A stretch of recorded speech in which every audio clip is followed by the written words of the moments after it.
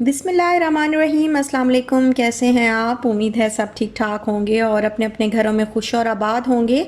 अल्लाह ताला आप लोगों को खुश रखे, आबाद रखे और हर तरह की नागहानी आफतों, मुसीबतों और बलाओं से आपको महफूज रखे। आमीन सुमा आमीन। और ये जो है टाइम, ये है दोपहर के खाने का। तो मेरी फिंगर आपको पता है कि जल गई थी एल्फ़ी के साथ, तो बहुत ज़्यादा जो है वो पेन थी और सवाल ही नहीं पैदा होता था कि मैं जो है उस हाथ के साथ जो है वो रोटी बनाऊं, क्योंकि रोटी को उठाते वक्त तवे के करीब भी इवन लेके जाएं ना तो बहुत ज़्यादा वो जली हुई जो जगह होती है बहुत ज़्यादा फिर उसमें जलन स्टार्ट हो जाती है। और वैसे पेन भी बहुत ज़्यादा थी, तो दिल पे इतना बोझ था उस पेन का कि कोई भी चीज़ बनाने का जो है वो मूड नहीं हो रहा था। तो घर में ना नूडल्स पड़े हुए थे, मैंने सोचा कि मैं नूडल्स जो है वो बना लेती हूँ और साथ में ही जो प्याज अंडे का सालन बनाया था वो था थोड़ा सा, तो वो मैंने उसके अंदर डाल दिया। थोड़ी सी कैरेट्स और कैप्सिकम डाल दी और नूडल्स बना के तो बस उनके अंदर जो है वो मैंने थोड़ी सी मैंने मायोनीज़ डाली, थोड़ा सा केचप डाला और फिर हम लोगों ने जो है वो खा लिया। और ये फिंगर की हालत अभी आप देखें कि इसके ऊपर बिल्कुल छाला बन गया और बहुत ही ज़्यादा जो है वो पेन है अभी तक तो इसके अंदर। तो बस वो जो पेन ऐसे ना दिल पे असर कर रही है, इसकी पेन इस तरह, मतलब दिल जो है वो तकलीफ़ जैसे थोड़ी थोड़ी आप कह लें कि कुछ सुई सी चुभती रहती है ना, तो इसके अंदर ऐसे लगता है कि जैसे कोई सुइयाँ जो है वो चुभो रहा है, इतनी जो है वो इसके अंदर टीसें उठ रही हैं। तो शाम को भी बस ये अनहेल्दी खाना, हमें चावल वैसे अभी हम अवॉइड करते हैं, ज़्यादा चावल नहीं बनाते, वीक में एक बार जो है वो चावल बन जाते हैं। लेकिन आज जो है वो चावल बनाने पड़े, मजबूरी थी कि रोटी मैं नहीं बना सकती थी, ना ही आटा गूंदा हुआ था ना।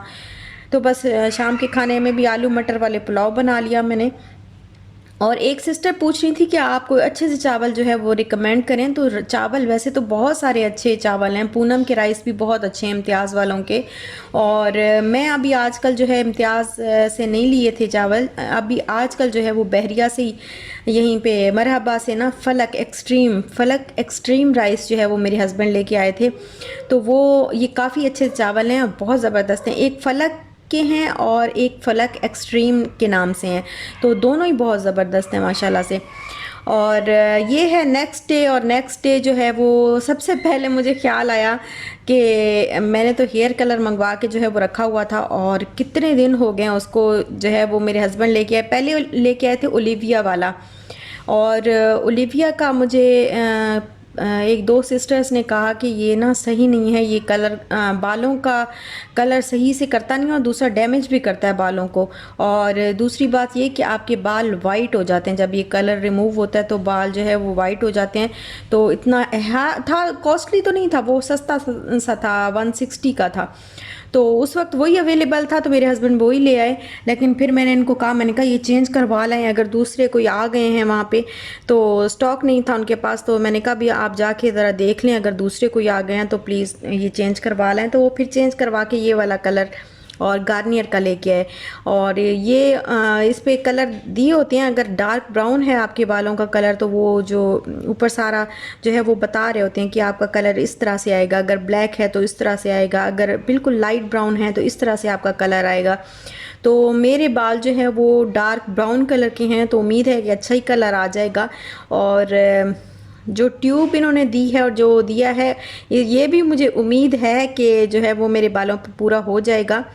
सारा ही ट्यूब एक ही दफ़ा लग जाएगी। और साथ में ये देखिए इन्होंने कोई ये कंडीशनर है या कुछ, तो ये भी साथ में दिया होता है, ग्लव्स का एक पैकेट भी होता है। और काफ़ी अच्छा गार्नियर का जो है वो ये कलर है और ये बहुत अच्छा कलर होता है। वैसे मैं यूज़ करती हूँ, पहले भी मैंने कभी भी ना घर पे जो है वो कलर नहीं किया, मैं हमेशा जो है वो पार्लर जाती थी दुबई में।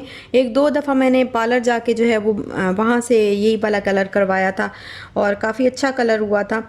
और अभी जो है वो इंशाल्लाह मैं घर पे इसको करूँगी, तो उम्मीद तो है कि अच्छा ही हो जाएगा। तो मैं सोच रही हूँ आज मैं इसको कर लूँ, काफ़ी दिन हो गए ये पड़ा हुआ है, तो ये काम जो है वो एक और शौक़ है मुझे कि ना थोड़ा सा कलर कभी कभी बंदा चेंज करता है ना, बालों का कलर जो है वो कभी अच्छा कोई डिफरेंट कलर जो है वो कर लेना चाहिए कभी कभी बालों पे।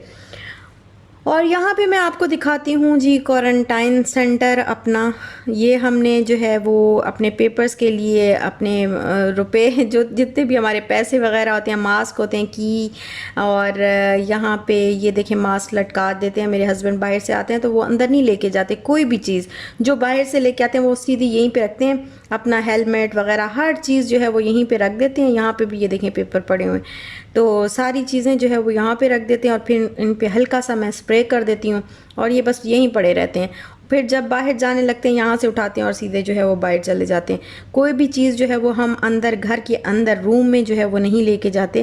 کیز وغیرہ یا پیپرز وغیرہ، اور پیسوں کی سب سے زیادہ احتیاط کریں کہ جو آپ کے پاس پیسے ہوتے ہیں وہ بہت زیادہ جو ہے وہ یہ وائرس لانے کا ذریعہ بنتے ہیں، کیونکہ ہزاروں لوگوں کے ہاتھوں میں یہ پیسے جو ہے وہ گردش کرتے رہتے ہیں، تو ظاہر ہے ان کے اوپر لگ سکتا ہے. اور یہاں پہ شام کا ٹائم تھا تو چائے بنا رہی تھی میں شام کے ٹائم کے لیے، اور ساتھ میں نے میکرونز بنائے تھے کوکونٹ کے. تو اس کی ریسیپی میں نے آپ کو پہلے ہی دے دی ہے، اور کافی یمی بنے تھے، بہت مزے کے بنے تھے.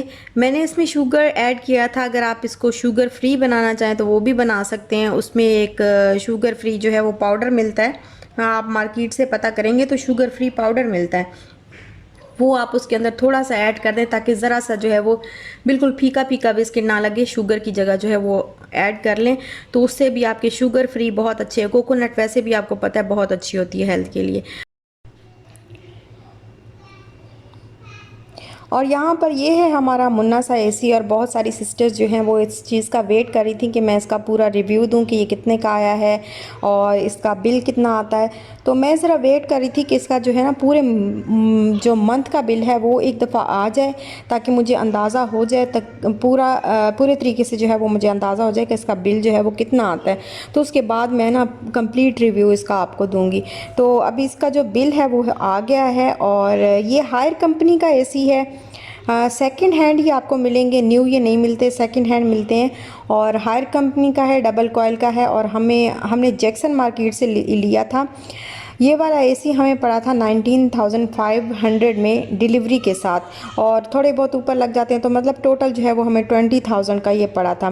اور دوسری بات اس کی یہ ہے کہ اس کا جو آپ کہہ لیں کہ جو اس کے یونٹ ہیں، دوسرا جو اے سی ہوتا ہے نا جو اسپلٹ اے سی ہوتا ہے، تو وہ والا اے سی آپ کو مل جاتا ہے تقریباً 70-80-50 ہزار میں، 70-80 ہزار میں جو ہے وہ مل جاتا ہے.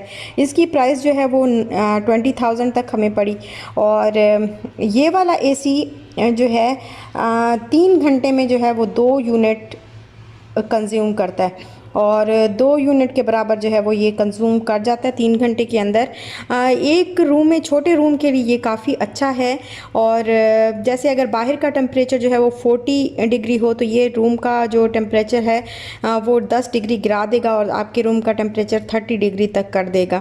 تو روم میں گرمی جو ہے وہ فیل نہیں ہوتی. لیکن چلنگ جو ہے، اگر آپ جیسے دوسرا اے سی کرتا ہے چلنگ کرتا ہے تو وہ چلنگ نہیں ہوتی اس سے، لیکن ٹمپریچر آپ کے روم کا گر جاتا ہے اور گرمی آپ کو فیل نہیں ہوتی. ہاں اس کے بالکل قریب بیٹھیں تو کافی ٹھنڈ جو ہے وہ لگتی ہے، ٹھنڈا لگتا ہے، بہت زیادہ چل نہیں کرتا لیکن ٹھنڈا لگتا ہے اس کے قریب جا کے بیٹھیں. مطلب ایک روم میں اگر 2 بندے ہیں، چھوٹا سا روم ہے، 2 سے 3 بندے ایک روم میں اگر ہیں تو ان کے لیے یہ صحیح ہے، کام کرے گا صحیح طریقے سے. لیکن بہت بڑے روم کے لیے یا بہت بڑی جگہ کے لیے، بہت سارے لوگ جس روم میں موجود ہوں وہاں پہ یہ صحیح نہیں ہوتا.